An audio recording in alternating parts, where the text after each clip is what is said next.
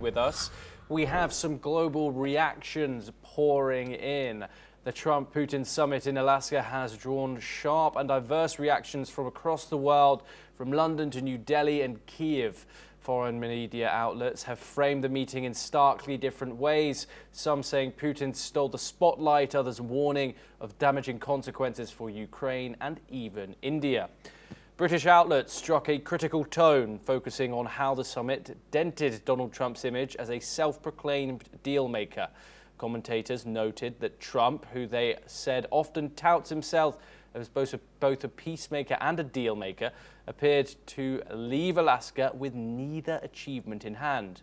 The lack of concrete outcomes raised questions about whether he would follow through on his repeated threats to impose new sanctions on Russia. At the same time, British reporting highlighted that Vladimir Putin gained a valuable moment in the global spotlight, while the war in Ukraine exposed a persistent gulf between the two leaders. They also reported that from Kyiv's perspective, UK media suggested that there was a sigh of relief that no territorial concessions were made, though concern lingered after Putin's emphasis on addressing root causes of the war as a precondition for peace. On the other hand, US news coverage painted the summit as politically damaging for Trump. According to Fox's White House correspondent, Jackie Heinrich, Putin steamrolled Trump, dominating the narrative and achieving the symbolic victory of a photo opportunity alongside the US president.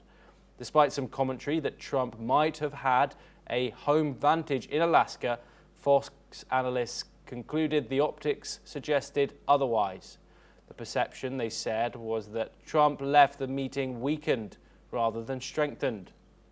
In Ukraine, coverage was sharply critical.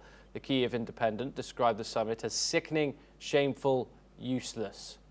Commentators argued that while Putin was welcomed in Alaska, his forces continued to strike Ukrainian cities. The contrast with earlier meetings also drew attention. 6 months ago, Trump had taken a tough line with Ukrainian President Volodymyr Zelensky in Washington, while in Alaska, Putin received a far warmer reception. Meanwhile, Indian reporting largely focused on the economic dimensions of Trump's statements. Indian outlets emphasized that Trump had recently threatened a 50% tariff on Indian imports, citing New Delhi's trade in Russian oil. While Trump ruled out immediate penalties on China for similar purchases, India was left staring at the prospect of steep tariffs, making the summit highly relevant to its economic interests.